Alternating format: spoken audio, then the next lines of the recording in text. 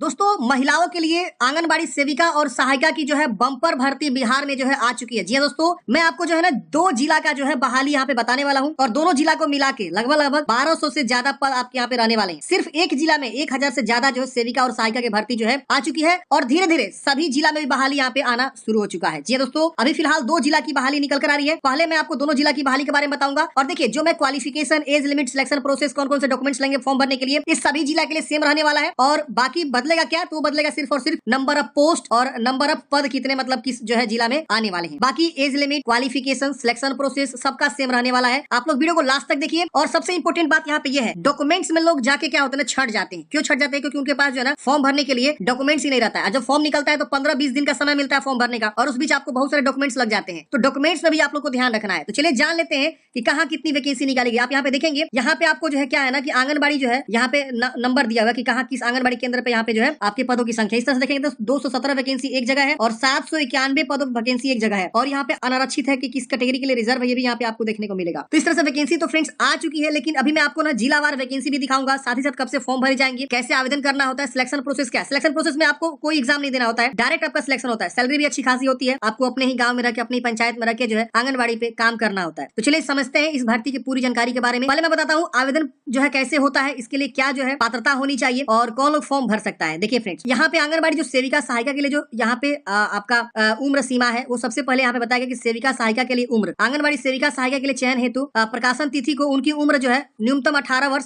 यानी कम से कम 18 वर्ष और अधिकतम यहाँ पे जो है 40 वर्ष रखा गया। ये 2019 का जो नियमावली है ना उसके अकॉर्डिंग मैं बता रहा हूँ फ्रेंड्स। अभी जो है यहाँ पे नियमावली में थोड़ा सा बदलाव भी हुआ है। यहाँ पे उम्र सीमा थोड़ा सा घटा दिया गया है, 35 वर्ष कर दिया गया है और न्यूनतम उम्र यहाँ पे 18 वर्ष रखा गया है। और यहाँ बोला गया कि आपको जो काम करना है वो 65 वर्षों तक आपको काम करना है, ठीक है ना। अभी यहाँ पे 60 वर्ष लिखा हुआ है, ये 2019 क्योंकि नया नियमावली 2022 में जो है यहाँ पे जारी हुआ था, तो 2022 में बहुत सारे नियम जो है बदले गए थे, लेकिन ये 2000 पुरानी वाली नियमावली जिसके तहत मैं बता रहा हूँ थोड़ा सा बदलाव है। यहाँ पे आपको मैक्सिमम जो है 35 वर्ष कर दिया गया है और आपका जब चयन हो जाएगा तो आप अधिकतम 65 वर्षों तक काम करेंगी। अब यहाँ पे शैक्षणिक योग्यता की बात की जाए तो यहाँ पे बताया गया कि आंगनबाड़ी सेविका के चयन हेतु शैक्षणिक योग्यता मैट्रिक अथवा समकक्ष यहाँ पे होना चाहिए। यानी यहाँ पे जो है मैट्रिक बोला गया, लेकिन सेविका के पद जो है वो अब जो है नया नियमावली के अनुसार जो है 12th कर दिया गया। जी दोस्तों, 12th कर दिया गया है। आपको यहाँ पे न्यूनतम शैक्षणिक योग्यता 12th होनी चाहिए। और यहाँ पे बताया गया कि मतदाता एवं निवासी होना भी जरूरी है। मतलब जो है जिस भी पंचायत में, जिस भी एरिया से, जिस भी वार्ड में वैकेंसी निकाली गई है वहां का आप जो है निवासी होना चाहिए सबसे पहले बात। और दूसरा आपका मतदाता सूची में नाम भी होना चाहिए, मतलब आपका वोटर लिस्ट में नाम होना चाहिए, यानी आपके पास वोटर आईडी कार्ड होना चाहिए और साथ साथ आपके पास जो है निवास प्रमाण पत्र भी होना चाहिए। तो ये 2 डॉक्यूमेंट्स आप लोग जरूर बनवा के रख लीजिएगा, वोटर आईडी कार्ड और निवास प्रमाण पत्र। यहाँ लिखा हुआ है आंगनबाड़ी सेविका सहायिका के अभ्यर्थियों को मैपिंग पंजी के अनुरूप संबंधित वार्ड का निवासी एवं मतदाता होना अनिवार्य होगा अथवा आवेदिका के पति ससुर का नाम संबंधित वार्ड की मतदाता सूची में अंकित होना अनिवार्य होगा। अगर मान लीजिए कोई महिला है जिनका मतदाता सूची में नाम नहीं है ना, तो उनके पति का नाम होना जरूरी है या उनके ससुर का भी नाम यहाँ पे रहेगा तो चल जाएगा, लेकिन कोशिश करेगा कि जिस कैंडिडेट का फॉर्म भरेंगे उसका मतदाता में नाम आ जाए। तो जिनके पास वोटर लिस्ट नहीं है, जिनके पास वोटर आईडी कार्ड नहीं है, वो जल्दी से ऑनलाइन कर ले। ऑनलाइन का मैंने प्रोसेस जो ऑलरेडी पहले से बताया हुआ है। तो ये आपका जो है बहुत इंपॉर्टेंट चीज है। अयोग्यता, कौन लोग अप्लाई नहीं कर सकते हैं? जिनके पास सरकारी गैर सरकारी नियोजन के कार्यरत व्यक्ति,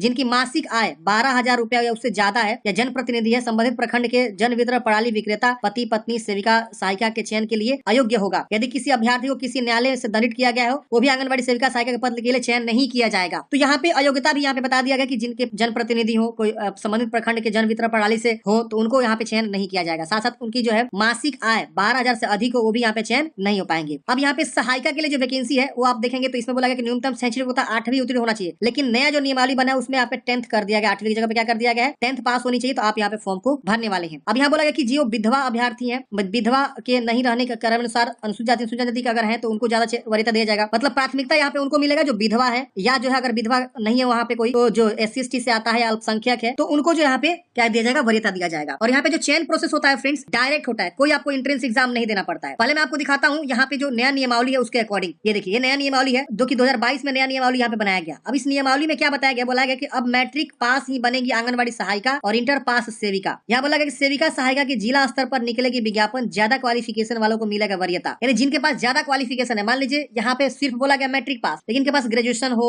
या PG हो तो इनको ज्यादा जो है चयन होने का जो है संभावनाएं होती है। सहायिका में भी सेम वही इंटर बोला गया है, तो सॉरी मैट्रिक बोला गया है और सेविका में इंटर बोला गया, तो इंटर पास आप हो है मिनिमम तो चलेगा, कोई बात नहीं, लेकिन अगर ग्रेजुएशन PG पढ़े हैं तो आपको ज्यादा वरीयता मिलेगा कि ताकि आपका चयन जल्दी हो सके। अब देखिए बिहार जो है ना 2022 में ये नियमावली को लाई। अब यहाँ बोला गया कि सरकार ने आंगनबाड़ी सेविका की बहाली में लगातार आ रही शिकायत को देखते हुए उनकी नई शैक्षणिक योग्यता और नई चयन प्रक्रिया वाली आंगनबाड़ी सेविका सहायिका जो मार्गदर्शिका 2022 की मंजूरी दे दी है। मंगल मंगलवार को यहाँ पे मुख्यमंत्री नीतीश कुमार ने अध्यक्षता के आयोजन कैबिनेट की बैठक में 31 एजेंडा और मुहर यहाँ पे लगा दी है। एस सिद्धार्थ ने बताया कि अब सहायिका बनने की न्यूनतम योग्यता 8वीं की जगह मैट्रिक होगी और वही सेविका की न्यूनतम योग्यता मैट्रिक की जगह जो है इंटरमीडिएट होगी। सबसे ज्यादा क्वालिफिकेशन वाली अभ्यर्थी चुनी जाएंगी। इसमें सिर्फ फीमेल आवेदन करती है। क्वालिफिकेशन एक समान होने पर अधिक अंक वाले चयनित होंगे। चयन के लिए न्यूनतम उम्र 18 वर्ष और अधिकतम उम्र जो है 35 वर्ष यहाँ पे रखा जाएगा। तो मैंने आपको स्टार्टिंग में बताया कि अब 18 वर्ष से जो है यहाँ पे 35 वर्ष कर दिया गया है। मैंने शुरू में ही आप लोगों को बता दिया था जब नियमावली पढ़ा रहा था। तो अब 65 वर्ष तक वो जो है काम कर सकेगी और दोनों पद के लिए रिक्त होने पर जिला स्तर पर विज्ञापन निकलेगा। तो मैंने आपको बताया फ्रेंड्स, जिलावार वैकेंसी यहाँ पे निकलेगी। हर एक जिला में कितनी सीटें बची हुई है वहां पे वैकेंसी जो है शो करेगा। अब यहाँ पे डीडीसी की अध्यक्षता वाली कमेटी जो है मेरिट लिस्ट बनाएगी और उस मेरिट लिस्ट के आधार पर जो है आम सभा लगेगा और आम सभा के अकॉर्डिंग जो मेरिट लिस्ट यहाँ पे तैयार किया जाएगा। तो ये नया नियमावली के अनुसार जो है अब यहाँ पे चयन यहाँ पे आपका होने वाला है। अब चलिए मैं बताता हूँ कि 2 जिला कौन सी है जहाँ पे वैकेंसी निकाली गई है। जो सबसे पहली जिला है फ्रेंड्स वो है आपका पूर्वी चंपारण। जी हाँ दोस्तों, ईस्ट चंपारण में आपकी वैकेंसी निकाली गई। आप देखेंगे यहाँ पे information regarding vacant seat of anganwadi सेविका एंड सहायिका, इन्फॉर्मेशन रिगार्डिंग वैकेंट सीट। अब यहाँ पे आप डाउनलोड करेंगे नोटिस तो आपका जो है ये वैकेंट सीट यहाँ पे शो कर देगा कहाँ कितनी वैकेंसी यहाँ पे चंपारण में खाली है, पूर्वी चंपारण। आप देखेंगे यहाँ पे जो है ना लगभग ये आपका 29 पेज का पीडीएफ है और यहाँ पे आप देख सकते हैं बताया गया है कि आलोक में आंगनबाड़ी सेविका सहायिका के रिक्त पदों को भरने हेतु चयन कार्य शीघ्र पूरा करने का आदेश प्राप्त है और यहाँ पे आप देख सकते हैं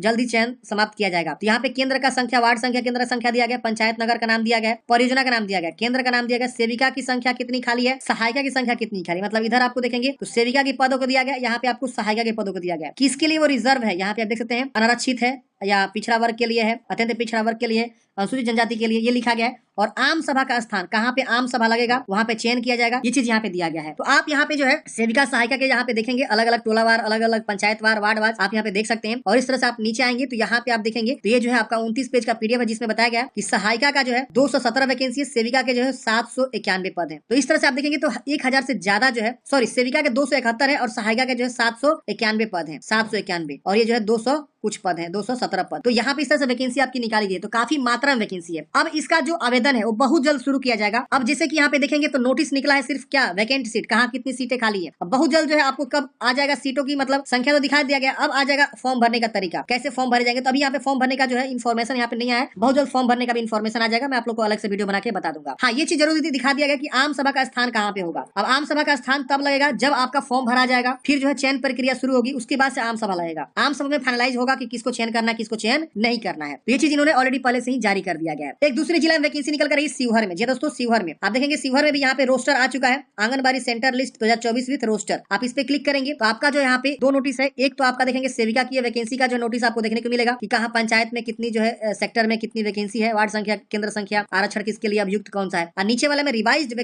AWC anganwadi centre revise list यहाँ पे एक और निकाला गया है जिसमें ये भी आपको दिखाएगा कि कहाँ रिवाइज जो है वैकेंसी यहाँ पे आपको रहने वाली है। तो इस तरह से जो है अलग अलग जिला वार आपको रिक्रूटमेंट आएंगे। आप अपने जिला का देखना चाहते हैं तो सिंपल सा तरीका, गूगल में जाएंगे, सर्च करेंगे, जैसे हमने शिवहर लिखा तो यहाँ पे आपको सिवान लिखना है। मान लीजिए सिवान से आप हैं तो सिवान की वेबसाइट खुलेगी और सिवान की वेबसाइट खोलेंगे तो यहाँ नोटिस में जाएंगे, रिक्रूटमेंट पे क्लिक करेंगे तो यहाँ पे अगर आया रहेगा तो आपको यहाँ पे दिख जाएगा आंगनबाड़ी वैकेंसी। इसी तरह से आप देखना चाहते हैं पटना का तो आप यहाँ पटना डालेंगे और अपना NIC.in लिखेंगे, पटना का ऑफिशियल साइट खुलेगा और पटना की साइट खोलेंगे। उसके बाद से यहाँ पे आपको एक जो है नोटिस वाला सेक्शन मिलेगा, रिक्रूटमेंट पे क्लिक करेंगे और यहाँ पे अगर वैकेंसी आई रहेगी तो आपको यहाँ पे दिखा देगा। तो आप अपने जिला का यहाँ पे फटाफट जो है जानकारी लिख के देख लीजिए कि आपके जिला का आया कि नहीं, और अगर आया है तो आप जो है क्या करेंगे, अपना जो है चेक करेंगे कि कहाँ सीट खाली है। अगर सीट खाली है तो वहाँ फॉर्म भरेंगे। फॉर्म जैसे आएगा फ्रेंड्स हम आप लोग को अलग से बता देंगे। जैसे मैंने आपको स्टार्टिंग में बताया कि अलग अलग जिलावार वैकेंसी देखने को मिलेगा, समझ रहे ना। तो अब कौन सी वैकेंसी कब आ रही है, अब पटना जैसे जिलावार आएगी तो हमें भी नहीं पता, 2-4 जिला का हम भी पता कर सकते हैं। आप अपने जिला का देखिए कि आपका आया कि नहीं आया है, तो वो भी कमेंट करिए, नहीं आया तो वो भी कमेंट करिए। तो फटाफट अपने अपने जिला का नाम जो आप लोग देखकर पहले वेबसाइट पे जाकर, नोटिस में जाकर, रिक्रूटमेंट पे जाके यहाँ पे चेक करके देखिए कि आपके जिला में आया है कि नहीं आया। आया है तो कमेंट करिए, नहीं आया तो भी कमेंट करिए कि सर मेरे जिला में नहीं आया, अपना जिला का नाम लिख। तो आशा करता हूँ फ्रेंड्स आपको जानकारी समझ में आया होगा। इससे क्या होगा ना फ्रेंड्स, हम भी थोड़ा सा रिसर्च कर लेंगे, आया होगा तो मैं जाके वहाँ उस वेबसाइट पे रिसर्च कर लूंगा और वीडियो बना दूंगा। जिलावार वैकेंसी होगी, आप सबको भी पता है,